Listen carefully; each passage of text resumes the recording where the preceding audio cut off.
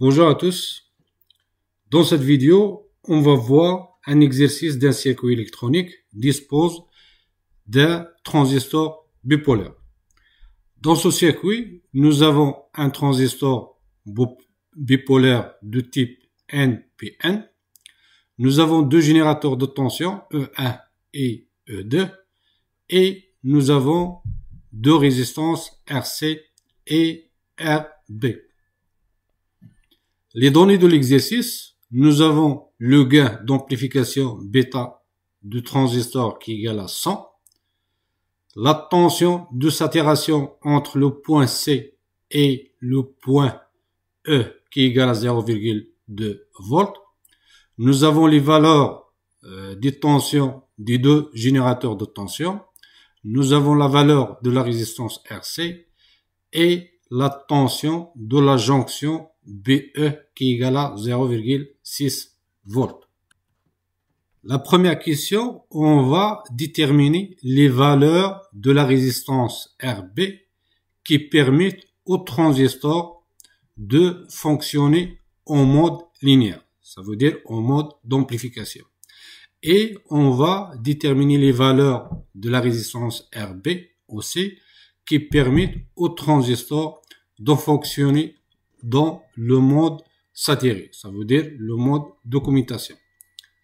La deuxième question, on va choisir une valeur pour la résistance RB, RB égale à 20 kΩ, et on va déterminer quel est le mode de fonctionnement du transistor, et on va calculer le courant IB, le courant IC et la tension VCE.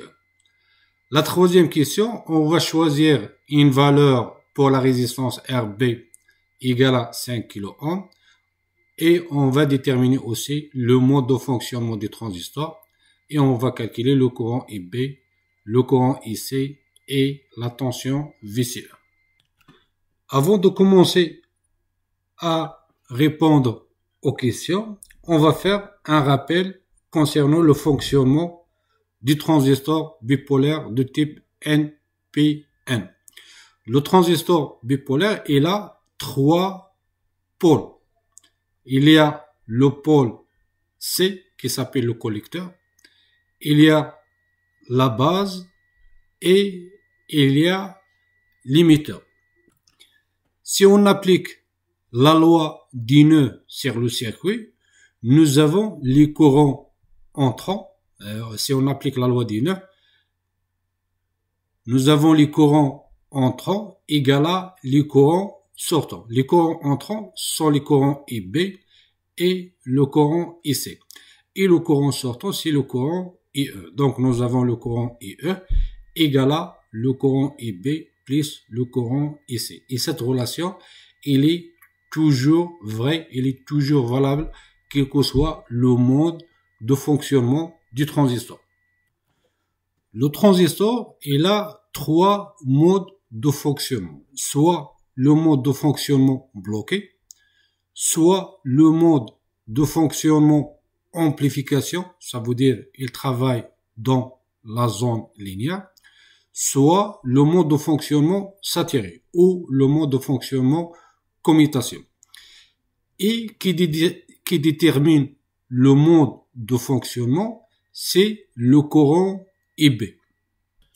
Si nous avons le courant IB égale à 0, ça veut dire le courant de la base IB égale à 0. Dans ce cas, le transistor, il joue le rôle d'un interrupteur qui est ouvert entre le point C et le point E. Ça veut dire qu'il n'y a pas de passage de courant entre le point C et le point E. Dans ce cas, nous avons le courant IC égale à le courant IE égale à 0 ampère.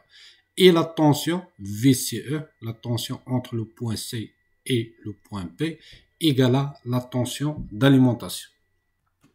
Si nous avons le courant IB, il est entre 0 volts, il est supérieur strictement à 0 ampère, et il est inférieur strictement à un courant qui s'appelle IB sat.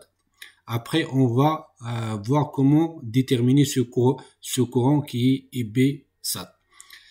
Dans ce cas, nous avons les relations suivantes. nous avons cette relation, la réalisation de cette relation, qui est le courant IC égale à le gain d'amplification bêta fois le courant IB. Et d'après cette relation, on peut démontrer que le courant IE égale à 1 plus bêta fois le courant IB. Dans ce cas, nous avons la tension VCE, il est strictement supérieur à la tension VCE de saturation. Ici, nous avons IB égale à le courant IB de saturation. Dans ce cas, nous avons IC égale à bêta fois le courant IB de saturation. Et la tension VCE égale à la tension VCE de saturation. Si nous avons le courant IB, il est strictement supérieur au courant IB sat. Dans ce cas, le transistor fonctionne en mode saturé, ça veut dire en mode de commutation. Dans ce cas, je peux pas appliquer cette relation qui est IC égale à bêta fois IB. Je peux appliquer seulement cette relation qui est IE égale à IB plus IC. Et dans cette zone de fonctionnement, ce mode de fonctionnement, le mode de fonctionnement saturé, nous avons toujours la tension VCE entre le point C et le point E égale à la tension VCE de saturation. Donc, la limite entre les deux modes de fonctionnement, le mode de fonctionnement linéaire et le mode de fonctionnement saturé, c'est le courant IB sat. Si nous avons le courant IB, il est inférieur au courant IB sat. Dans ce cas, le transistor fonctionne en mode linéaire, en mode d'amplification, et je peux appliquer ces relations. Si nous avons le courant IB, il est supérieur au courant IB sat. Dans ce cas, je peux appliquer seulement cette relation VCE égale à VCE saturation et cette relation qui est en général qui est IE égale à IB plus le courant IC. On revient à notre exercice. La première question, on va déterminer les valeurs de la résistance RB où le transistor fonctionne en mode linéaire et les valeurs de la résistance RB où le transistor est saturé. Donc, pour déterminer ces valeurs de la résistance RB, on doit d'abord calculer le courant IB sat parce que le courant IB sat, c'est le courant qui est la limite entre les deux fonctionnements, entre le fonctionnement linéaire et le mode de fonctionnement saturé. Supposons que le courant IB, ce courant IB égale à le courant IB sat. Donc, d'après ce qu'on a dit avant, nous avons le courant IC égale à bêta fois le courant IB sat et la tension VCE égale à la tension VCE de saturation qui est donnée ici, qui est égale à 0,2 volts. Si on applique la loi des mailles sur cette maille, nous avons la tension E2 égale à la tension entre la résistance RC qui est RC fois le courant IC plus la tension VCE. Si IB égale à le courant IB sat, dans ce cas, on va remplacer IC par bêta fois IB sat et on va remplacer VCE par la tension VCE sat. Donc, d'après cette relation, on peut conclure que le courant IB sat égale à la tension E2 moins la tension VCE sat divisé par RC fois bêta. Nous avons la tension E2, nous avons la tension VCE sat, nous avons la valeur de la résistance RC et la valeur du gain d'amplification bêta. Si on fait une application numérique, on va trouver que IB sat égale à 0,7933 mA. On a déterminé le courant IB sat. Maintenant, on va déterminer la valeur de la résistance RB qui permet d'avoir ce courant IB sat. Pour le faire, on va appliquer la loi des mailles sur cette maille. Donc, nous avons la tension E1 égale à la tension entre la résistance RB, qui est RB fois IB, plus la tension de la jonction BE, VBE. Donc, nous avons la tension E1 moins la tension VBE égale à la résistance RB fois, on va remplacer le courant IB par le courant IB-SAT. Donc, la valeur de la résistance RB égale à E1 moins VBE divisé par le courant IB-SAT. Nous avons la tension E1 égale à 5 volts. Nous avons la tension de la jonction BE qui est égale à 0,6 volts. Et le courant IB-SAT, il est calculé ici. Si on fait application numérique, on va trouver que la valeur de la résistance RB est égale à 5546 ohms ou 5,5 kilo ohms.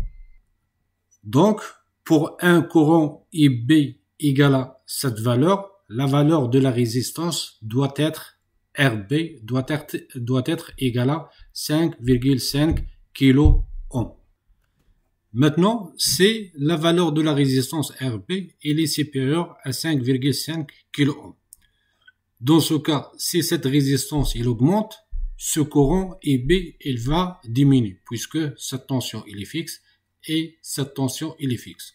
Dans ce cas, on va voir un courant IB qui est inférieur au courant IB-SAT. Et donc, d'après ce qu'on avait avant, le mode de fonctionnement de ce transistor, il est le mode de fonctionnement linéaire ou mode d'amplification. C'est la valeur de la résistance RB, elle est inférieure à 5,5 kΩ. Dans ce cas, c'est la valeur de la résistance, il diminue. Dans ce cas, le courant IB va augmenter, d'où le courant IB, il est supérieur au courant IB-SAT. Et si le courant IB il est supérieur au courant IB-SAT, dans ce cas, le transistor il va fonctionner dans le mode commutation ou le mode saturé. La deuxième question, c'est la valeur de la résistance RB égale à 20 kΩ. Quel est le mode de fonctionnement du transistor? Et on va calculer le courant IB et le courant IC et la tension VCE.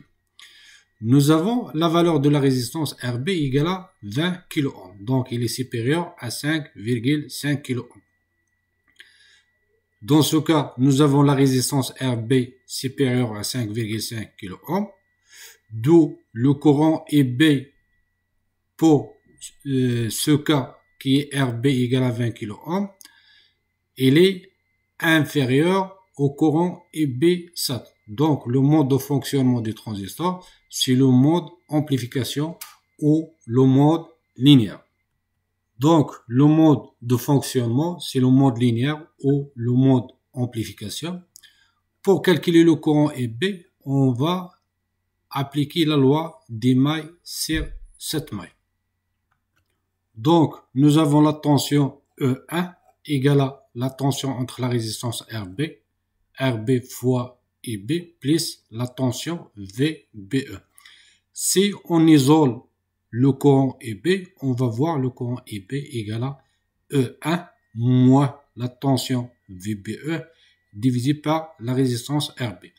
Nous avons tout dans cette relation pour calculer le courant IB. Nous avons la tension E1, nous avons la tension VBE et la valeur de la résistance RB qui est égale à 20 kΩ. Si on fait une application numérique, on va trouver que le courant IB est égal à 0,0793 mA. Pour le courant IC, puisque le transistor fonctionne en mode linéaire, donc je peux appliquer cette relation qui est IC égale à le bêta fois le courant IB. Nous avons bêta et le courant IB. Donc, si on fait application numérique, on va trouver que IC égale à 7,93 mA. Pour calculer la tension VCE, on va appliquer la loi des mailles sur cette maille, nous avons la tension VE2 égale à la tension entre la résistance RC qui est RC fois IC plus la tension VCE. Si on isole la tension VCE, on va trouver que la tension VCE égale à E2 moins RC fois IC. Nous avons la tension E2, nous avons la valeur de la résistance RC et nous avons la valeur du courant IC. Si on fait une application numérique, on va trouver que la tension VCE égale à 21,62 volts.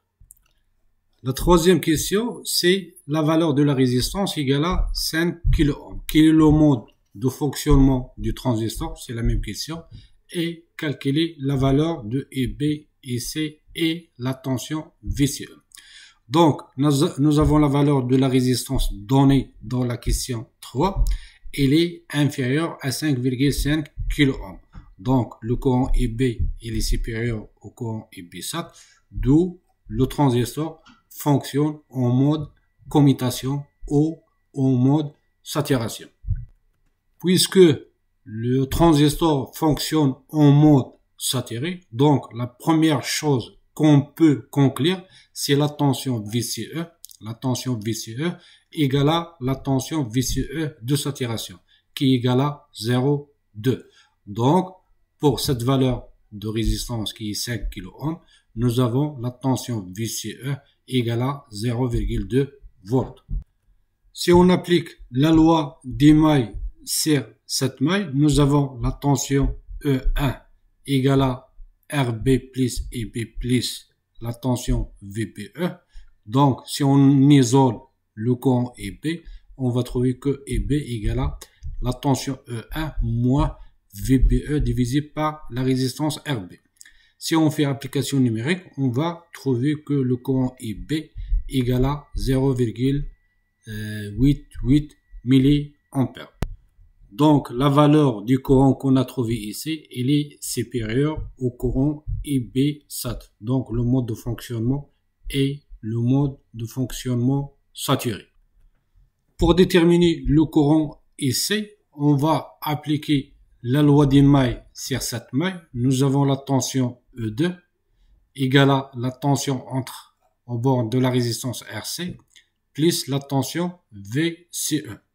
Avec VCE égale à 0,2 volts.